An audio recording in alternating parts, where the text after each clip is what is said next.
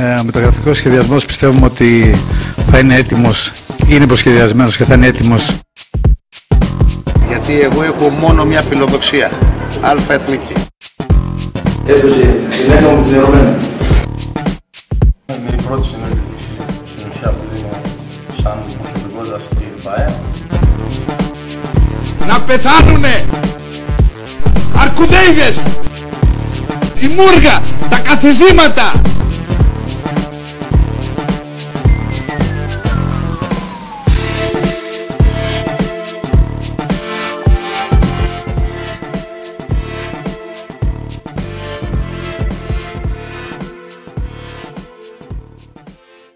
Καλησπέρα σε όλους. Για μία ακόμη φορά θα διαψεύσουμε όλα τα προγνωστικά ότι το podcast μας πέθανε. Σε αντίθεση με τη Θεσσαλία και την Ελλάδα, το podcast μας ζει και είμαστε εδώ για τρίτη συνεχόμενη χρονιά για να καλύψουμε με μια, ελπίζουμε, πιο χιουμοριστική οπτική γωνία όλα τα τεκτενόμενα γύρω από την αγαπημένη μας ομάδα, το Νάο Τρίκαλα. Καλησπέρα παιδιά και σας ευχαριστώ που είστε εδώ για μία ακόμη φορά.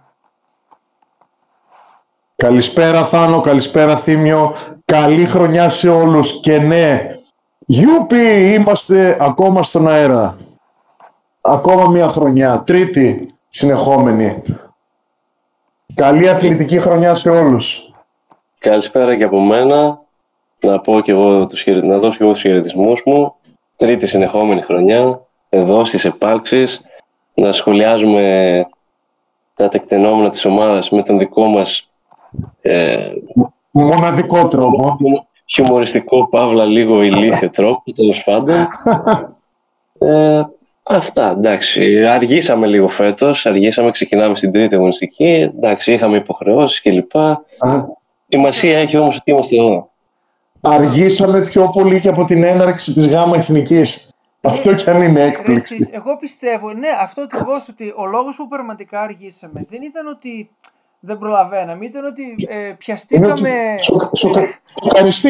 Σοκαριστήκαμε που ξεκίνησε το πρωτάθλημα σχεδόν στην ώρα του, έτσι μία εβδομάδα μετά λόγω της πλημμύρας και της θεομηνίας, αλλά και πάλι μιλάμε για ρεκόρ. Θα κάτσω να ψάξω, αν δεν βαρεθώ, πότε άλλο είχε ξεκινήσει το πρωτάθλημα τόσο στην ώρα του. Δεν το θυμάμαι εγώ καμιά φορά.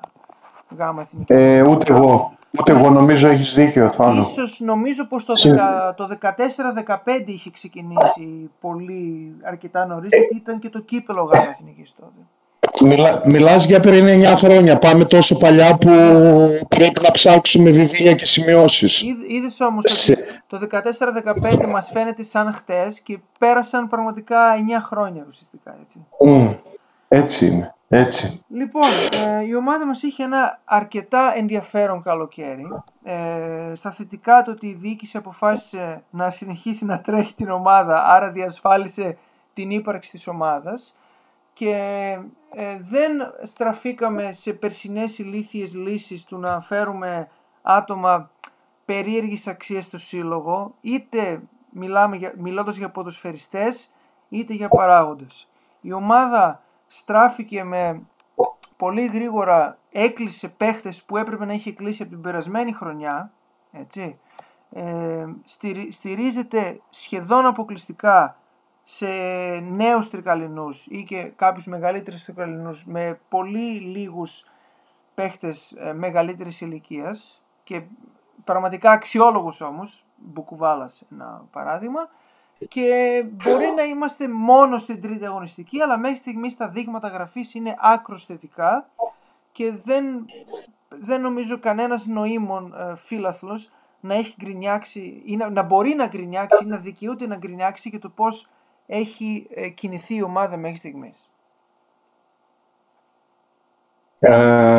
Θα πούμε και οι υπόλοιποι μια γνώμη ή να μπούμε κατευθείαν στα παιχνίδια, στο πώς πήγε η ομάδα? Να πεις ό,τι θες, Μίτσο, δημοκρατία έχουμε. Εγώ κάτι θα ήθελα να επισημάνω πάνω σε αυτά που είπες, Θάνο. Συμφωνώ ότι έγιναν κινήσεις οι οποίες θα έπρεπε να είχαν γίνει από πέρυσι. Την ομάδα επισήμως τρέχει ο ερασιτέχνης, αλλά εγώ πολύ αμφιβάλλω, έτσι όπως βλέπω τα οικονομικά δεδομένα τα φετινά, σίγουρα το budget δεν έχει εκτιναχθεί έτσι σε καμία περίπτωση, αλλά νομίζω ότι και πέρσι το budget είχε εκτιναχθεί στα λόγια μόνο. Κατά τα άλλα χορτάσαμε Παπατζηλίκη, αλλά και πάλι πιστεύω ότι ο ερασιτέχνης, και μακάρι να ισχύει, φαίνεται να έχει κρυφούς συμπαίχτες, ίσως όχι τεραστίων οικονομικών δυνατοτήτων, αλλά τόσο ώστε να μπορεί να έχει μια πολύ ανταγωνιστική ομάδα που θα σωθεί άνετα και ίσως και να κυνηγήσει κάτι παραπάνω. Από εκεί και πέρα νομίζω και εγώ ότι στις πρώτες αγωνιστικές ή 7 ή 8 από τους 11, δηλαδή πλην του τερματοφύλακα του Παπαδόπουλου, του Μπουκουβάλα, που στα 35 του είναι πολυτέλεια για την κατηγορία, και του Μαρούδα, δεν θυμάμαι από τους 8 άλλους κάποιος να μην είναι τρεκαλινός. Δηλαδή ακόμα και ο Ζαΐμι νομίζω ότι είναι τρικαλοαναθρεμένος. Διορθώστε με αν κάνω λάθος. Επίσης δεν θυμάμαι άλλη... Δεν θυμάμαι τώρα, δεν θυμάμαι ποιο χρόνο. Ναι. Άρα τον λογίζουμε τρεκαλινό. Εν πάση περιπτώσει οι 7 ή 8 από τους 11 είναι βασικούς τρεκαλινοί, είναι σπουδαία υπόθεση, νέοι περισσότεροι, με εξαίρεση τον Μπουκουβάλα, τον Παπαδόπουλο, τον τερματοφύλακη και τους Κοντρέους που βάζουν εμπειρία. Και η ομάδα βασίζεται πολύ σε τρεκαλινούς, καλούς τρεκαλινούς, και νομίζω ότι είναι η πρώτη φορά που ξεκινάμε χωρίς ξένο. Δεν θυμάμαι τα τελευταία πολλά χρόνια, άλλη χρονιά, να είχαμε ξεκινήσει από την αρχή χωρίς κανέναν ξένο παίχτη. Διορθώστε με αν κάνω λάθος. Επίσης, αν μου λείπει ένας ξένος, είναι ο Κέβιν Γιοκέ, τον οποίο νομίζω όλοι αγαπήσαμε από πέρυσι, και μόνο το γεγονός ότι έκατσε μέχρι το τέλος της χρονιάς και έπαιξε με τα πιτσιρίκια, πολύ τον γουστάραμε, κατέληξε στον Ιωλικό Μυτιλήνης, αλλά αν με ρωτάς έναν ξένο που θα ήθελα να έχουν τα τρίκαλα, θα ήταν ο Κέβιν Γιοκέ. Φίμιο, αν έχεις και εσύ κάτι να προσθέσεις. Εγώ ένα σχόλιο θέλω να κάνω για όλους αυτούς που το καλοκαίρι, βλέποντας το χτίσιμο της ομάδας, που έπαιρνε παίχτες τρικαλινούς, παίχτες μικρής ηλικίας σχετικά, λέγανε ότι η ομάδα δεν πάει πουθενά, ότι θα πέσει κατηγορία και ότι θα είναι χειρότερη από το αφεντικό εντός εισαγωγικών του νομού και τέτοια πράγματα. Εγώ σε όλους αυτούς θέλω να πω ότι ο ΑΟΤ είναι εδώ, μας έχει δώσει σε αυτές τις 3 πρώτες αγωνιστικές πολύ καλά δείγματα, και βλέποντας αυτή την εικόνα προσωπικά, δεν πιστεύω ούτε μία στο εκατομμύριο ότι αυτή η ομάδα θα κινδυνεύσει να πέσει κατηγορία, και αν πάει καλά μέχρι τα Χριστούγεννα πιστεύω ότι μπορεί να κυνηγήσει και το κάτι παραπάνω. Μακάρι. Ο χρόνος θα δείξει. Να γυρίσω, Μίτσο, σε αυτό που είπες, ότι δεν νομίζω εσύ ότι πέρυσι ήταν στα λόγια φουσκωμένο το budget. Δηλαδή με κουτσιανικούλιδες, Καρανίκης και τέτοιους. Πιστεύω ότι όντως ήταν φουσκωμένο το budget. Γιατί είχαμε κρατήσει πολλούς παίχτες από Β' Εθνική. Βέβαια, το ότι εν τέλει έγιναν τάνα όλα και διαλύθηκε το πράγμα είναι μια άλλη ιστορία. Πιστεύω ότι όντως πέρυσι ήταν αρκετά μεγάλο το budget, και προφανώς είχαμε παταγώδη αποτυχία. Φέτος είναι σίγουρα πολύ πιο συμμαζεμένα τα πράγματα. Τώρα για την ύπαρξη συμπαίκτη από πίσω δεν μπορούμε να ξέρουμε. Ούτε εγώ είπα ότι γνωρίζω, αλλά είπα ότι δεν εξηγείται ο ερασιτέχνης μόνος του, που στις τελευταίες συνελεύσεις όλοι ξέρουμε τι είπανε τα μέλη του που τον τρέχουνε, τι οικονομικών δυνατοτήτων είναι, ότι υπάρχει δυνατότητα συντήρησης ακόμα και αυτής της ομάδας με το συμμαζεμένο φετινό budget. Εγώ νομίζω ότι κάτι υπάρχει από πίσω, ας μην το ξέρουμε, δεν πειράζει. Και μακάρι να συνεχίσει να υπάρχει. Εγώ έτσι θέλω να πιστεύω. Εντάξει, ίσως όσο προχωρήσει η χρονιά να μάθουμε περισσότερα. Μακάρι. Ή μπορεί μετά τις εκλογές, δεν ξέρω. όλα παίζουν. Είναι πιθανό, είναι πιθανό. Ας πιάσουμε λίγο το καθαρά αγωνιστικό. Πήγατε εκεί οι δυο στην Καστοριά. Πείτε λίγο στα γρήγορα. Εντάξει, το παιχνίδι το είδαμε βέβαια γιατί είχε live stream. Μάλλον εκ των υστέρων καταλαβαίνουμε ότι η Καστοριά είναι από τις πιο αδύναμες ομάδες του ομίλου. Αλλά δεν έχει καμιά σημασία αυτό, γιατί μιλούσαμε για πρώτη αγωνιστική, δεν γνωρίζαμε. Είδαμε ένα πολύ καλό out. Πείτε μας κι εσείς που ήσασταν από εκεί, πώς τον είδατε από κοντά. Θήμιο, για να ξεκινήσεις θα στο έλεγα και από μόνος μου. Ωραία. Εγώ προσωπικά στην Καστοριά, πέρα από ότι ήταν η εκδρομή που βλέποντας το πρόγραμμα το καλοκαίρι και το ποιες ομάδες έχουμε στον όμιλο, ήταν η εκδρομή που ήθελα οπωσδήποτε να πάω. Είναι μια ιστορική ομάδα, είναι η πρώτη επαρχιακή ελληνική ομάδα που έχει κατακτήσει το κύπελλο Ελλάδος. Ήθελα οπωσδήποτε να πάω σε αυτό το γήπεδο, να δω αυτή την ομάδα από κοντά. Στο αγωνιστικό τώρα, εξεπλάγιν προς το καλό. Δεν περίμενα με τίποτα αυτή την εικόνα από την ομάδα μας. Εντάξει, ήταν και η Καστοριά αδύναμη όπως είπαμε, αλλά η ομάδα κατά διαστήματα έπαιξε πολύ καλό ποδόσφαιρο και κάναμε αυτήν την πολύ μεγάλη νίκη.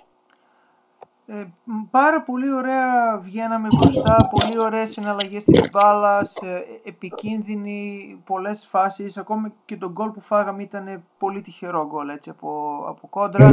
Και ενώ μιλάμε μόνο για πρώτη αγωνιστική, είναι πολύ πιθανό το τέταρτο γκολ που βάλαμε να μην ξαναβάλουμε καλύτερο γκολ όλη τη χρονιά. Ήτανε θα το χαρακτήριζα μπιελσικό γκολ, έτσι, από τον τρόπο ανάπτυξης και από το πώς έφτασε η μπάλα, νομίζω στον Αλεξίου. Ο Αλεξίου δεν ήταν που έβαλε το τελευταίο? Έβαλε 2 γκολ ο Αλεξίου. Ήταν γκολ που δεν το περιμένεις να το δεις από ομάδα γάμα εθνικής, έτσι. Ήταν πάρα πολύ ωραίο.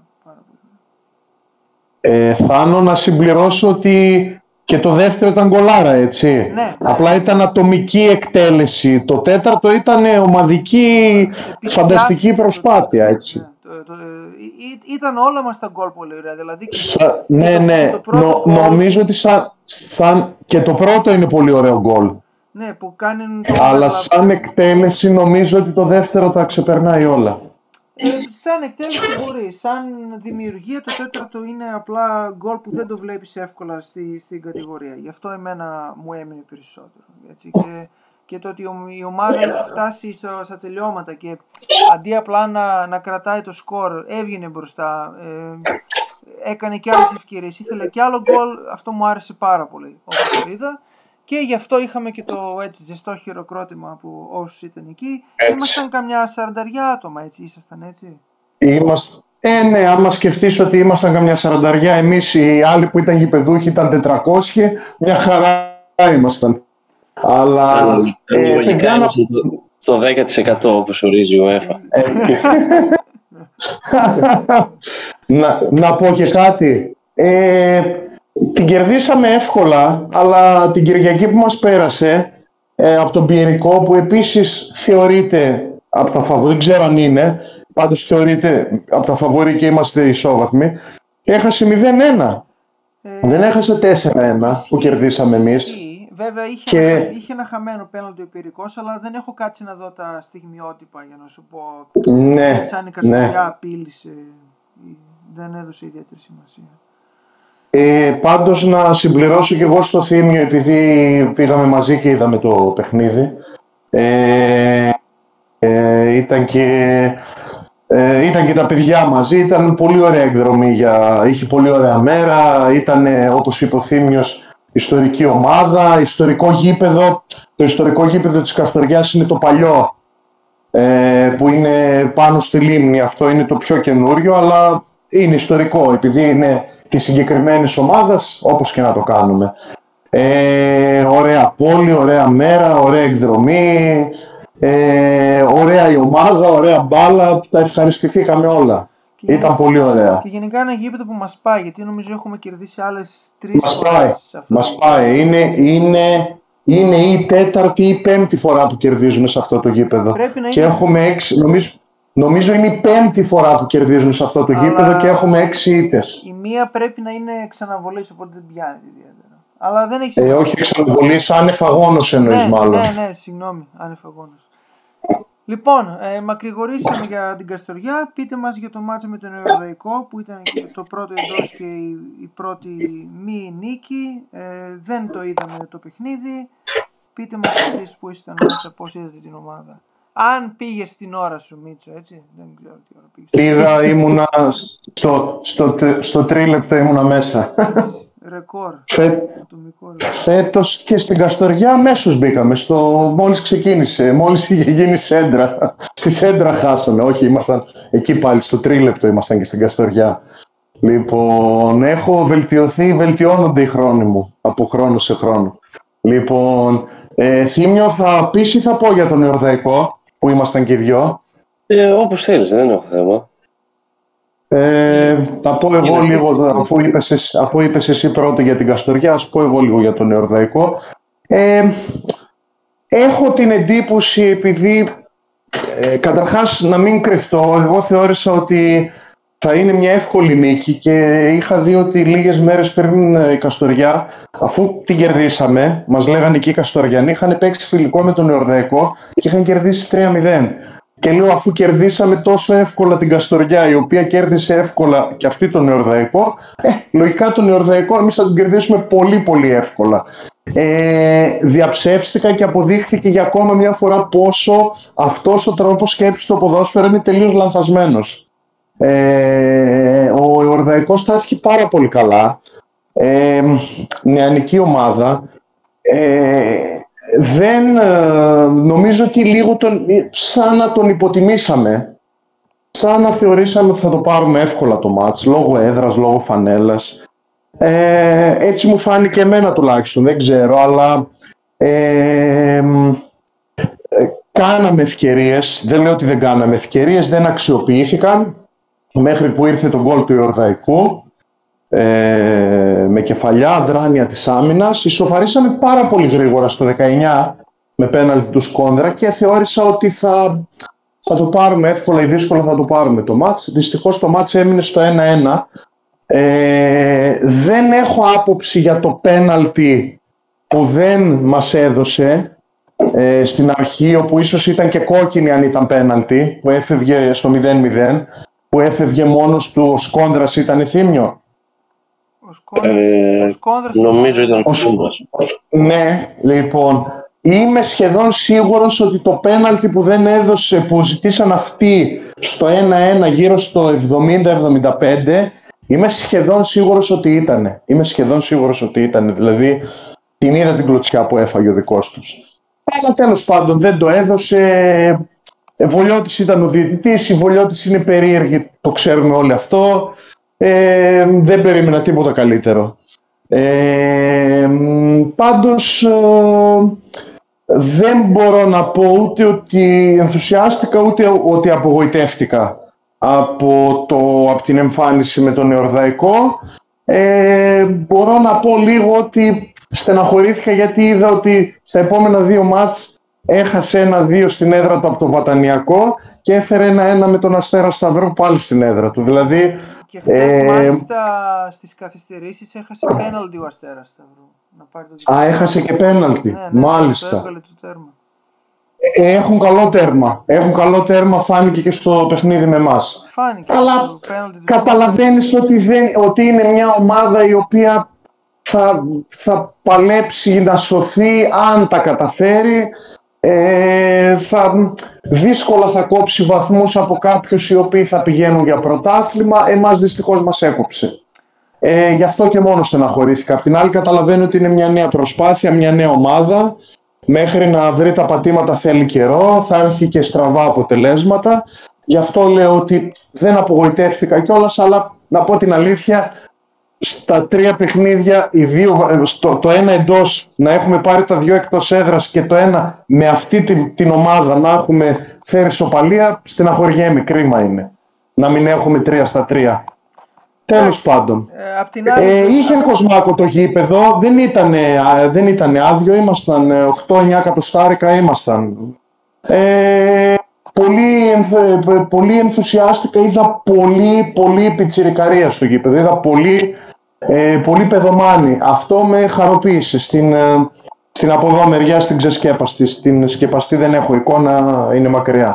Αλλά από εδώ είχε πολύ μικρή ηλικία, δηλαδή πραγματικά ελπιδοφόρο. Ίσως βοηθάει που πολλά παιδάκια είναι και στις ακαδημίες πλέον και τα παίρνουν οι γονείς και έρχονται γήπεδο. Σίγουρα.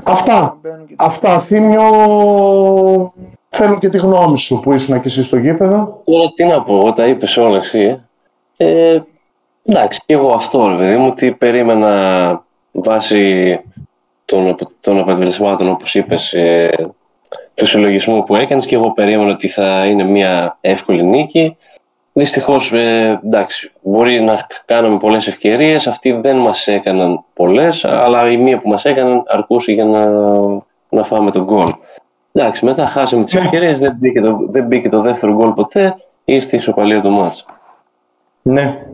Εντάξει, δείτε τη θετική πλευρά, ότι ό,τι δεν πήραμε εκεί, που ίσως να δικαιούμασταν την νίκη, μπορεί να πει κάποιος ότι το πήραμε χτες. Γιατί χτες με το Σβορώνο, στο μάτς που είδαμε από το live stream, αν ερχόταν χ το μάτς, δεν θα μπορούσε να πει κανείς ότι ήταν απαραίτητα άδικο. Γιατί, άδικο, όχι, έτσι είναι. Στο πρώτο ημίχρονο 0 φάσεις εκατέρωθεν, μπήκε το γκολ το δικό μας, το οποίο είναι γκολ ατομικής κλάσης παίχτη του Σκόντρα, έτσι. Δεν ήταν γκολ να πει ότι ήρθε από κάποια οργανωμένη προσπάθεια. Του στρώθηκε η μπάλα σε δύσκολο σημείο, κατάφερε να βάλει το πόδι του έτσι, την έστειλε στα δίχτυα, και στο δεύτερο ημίχρονο, εντάξει, το πρώτο τέταρτο ήταν, το 20 λεπτό ήταν το χειρότερο νομίζω που έχουμε κάνει μέχρι στιγμής, γιατί κλειστήκαμε full πίσω.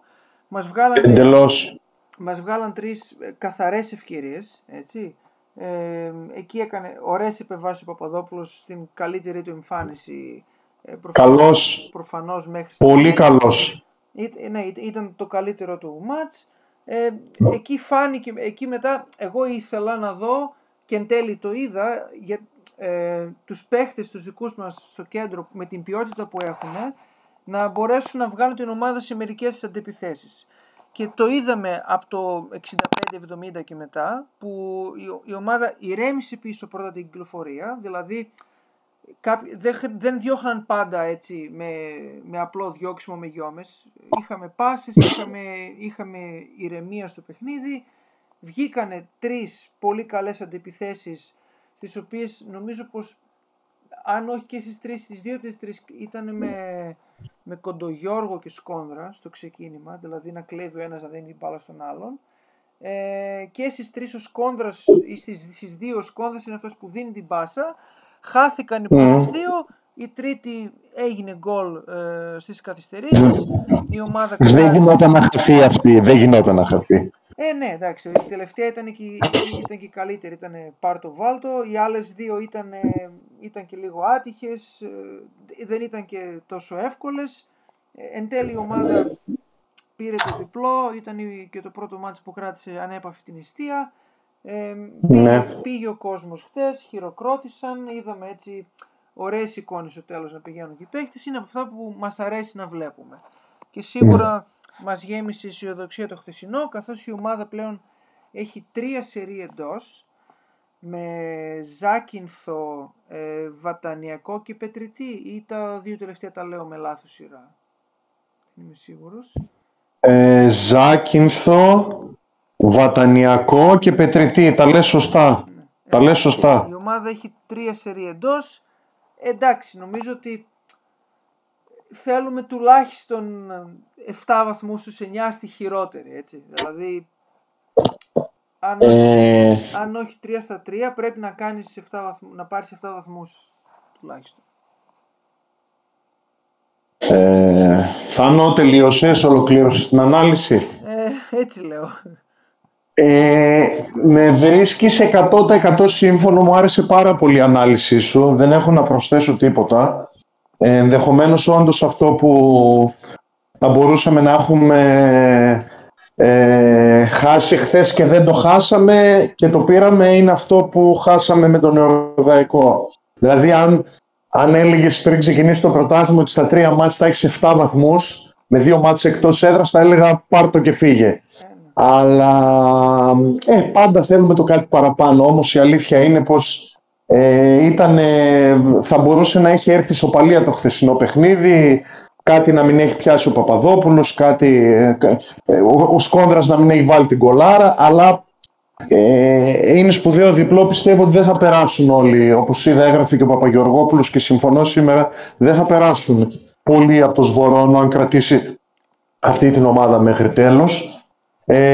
Και δεν θα προσθέσω στην ανάλυση τίποτα. Απλά θα πω είναι μεγάλη ευκαιρία. Έχουμε 3 συνεχόμενα εντός έδρας. Βέβαια το μεθαυριανό με την Ζάκυνθο είναι σαν να μην είναι εντός έδρας. Θα είναι 11 η ώρα το πρωί, Τετάρτη. Ποιος θα πάει, με 50 άτομα θα είναι το μάτς. Λοιπόν... Ειλικρινά δεν νομίζω άλλη φορά, αν εξαιρέσουμε τη χρονιά του τοπικού που παίζαμε πολλά μάτς πρωί, δεν θυμάμαι καμία άλλη φορά να έχουμε παίξει τόσο πρωί. Τουλάχιστον όσο ακολουθώ εγώ την ομάδα. 11 το πρωί. Έχουμε παίξει με τη Ζάκυνθο τώρα το 22-23 πάλι 11 η ώρα, Κυριακή όμως. Όχι Τετάρτη, 11 η ώρα ήταν. Ήταν 11 η ώρα το πρωί. 11 η ώρα ήταν και ήταν 11 η ώρα, αλλά ήταν Κυριακή, ναι. Ναι. Και είχε και πολύ ζέστη, ήταν πρωινό με πολύ ζέστη. Τέτοια ώρα μεσοβδόμαδα ήταν αλλά 11 η ώρα Τετάρτη εγώ δεν ξαναθυμάμαι ποτέ να έχουμε παίξει. Τετάρτη μεσοβδόμαδα 11 η ώρα. Ποιος ήρωας θα πάει? Ποιος ήρωας μη συνταξιούχος θα πάει? Ναι, καλή ερώτηση. Θα έπρεπε. Οπότε δωράδωρο δεν θα έχεις έδρα με τη Ζάκυνθο την Τετάρτη, θα παίζεις σε άδειες κερκίδες. Τέλος πάντων. Πιο πολύ είναι ότι κερδίσεις σε κούραση αυτών που θα έχουν τα μάτς μαζεμένα, έτσι, και θα πρέπει... Ναι. Σωστό αυτό που λες. Την τζίμπησαν πάντως την ισοπαλία πριν από, όχι αυτή την αγωνιστική που χάσανε από το Νέο Κεραμίδι, την τζίμπησαν την ισοπαλία στον Πιερικό την προηγούμενη Κυριακή, το προηγούμενο Σάββατο. Η Ζάκυνθος έχει τη ισορροπία, μία νίκη, μία ισοπαλία. 1-1-1.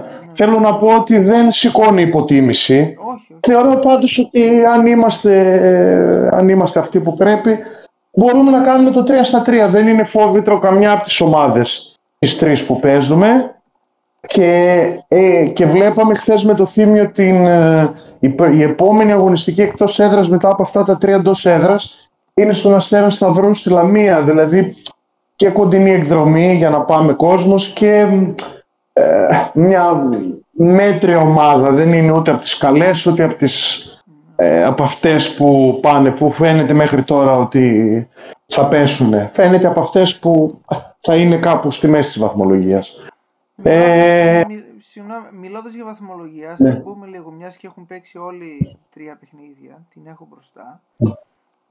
Η μόνη ομάδα που έχει κάνει το 3-3 είναι ο Εθνικός Νέο Κεραμιδίου, έτσι, οπότε φαίνονται αρκετά δυνατοί, όπως είχαν γράψει κάποιοι ότι από τις 4 ομάδες της Πιερίας, πλην Βατανιακού, ο οποίος και αυτός έχει ξεκινήσει καλά, ότι όλες οι υπόλοιπες είναι πολύ δυνατές. Αυτό θα δείξει.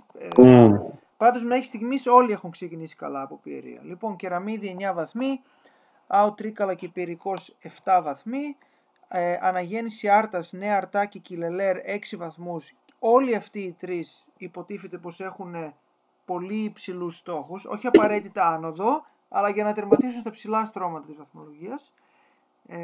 Βατανιακός 5, Σβορώνος 4, Αστέρας Σταυρού 4, Ζάκυνθος 4, Αστέρας Πετρετή 4, Θίελα Κατσικά 3, Λευκήμη 3, Φίκη 3, τώρα έκαναν την πρώτη νίκη. Θεσπρωτός 3, έκαναν νίκη έκπληξη κόντρα στην Άρτα. Εορδαϊκός 2 και Μαγνησιακός και Καστοριά 0 βαθμούς. Φαίνονται ήδη 2 ομάδες να ξεχωρίζουν μάλλον για το ποιος θα πάει για φούντο. Έχουμε την Τετάρτη την αγωνιστική που δεν έγινε την πρώτη λόγω της πλημμύρας, θα γίνει τώρα. Είναι out Ζάκυνθος, Νέα Αρτάκη Λευκήμη, Αστέρας Πετριτήθιος Πρωτός, Κιλελέρ Φίκη, Άρτα Νέο Κεραμίδη, Θίελα Κατσικά Πιερικός, Σβορώνος Εορδαϊκός, Βατανιακός Καστοριά, Αστέρας Σταυρού Μαγνησιακός. 3 σερί εντός, ας ελπίσουμε αυτό, η ομάδα να πάρει όσο δυνατόν περισσότερους βαθμούς, να αυξηθεί και το ενδιαφέρον, να αυξηθεί και η ψυχολογία.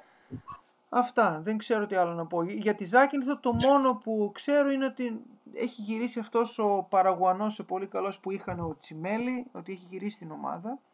Θα θέλει λίγο προσοχή την Τετάρτη στο μάτς. Από εκεί και πέρα δεν ξέρω κάτι παραπάνω, να μην κοροϊδέψω τον κόσμο. Παίζει και ο Αγκαράης στη Ζάκυνθο που έπαιζε σε εμάς πέρυσι ο ψηλός. Στην άμυνα. Έχει πάει στη Ζάκυνθο. Ναι, έχει πάει στη Ζάκυνθο. Θα ρίξω μια γρήγορη ματιά στο Transfermarkt να δω αν ξέρουμε κάποιον άλλο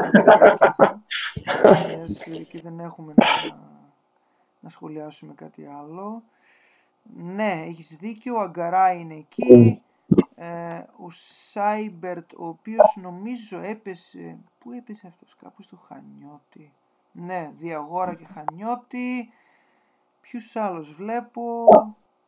βλέπω τον Τσιμέλη που γύρισε από μια ομάδα της, δεν ξέρω, που σκατά έπαιζε στην Αργεντινή, στην τέτοια. 34 χρονών Παραγουανός. Αυτά.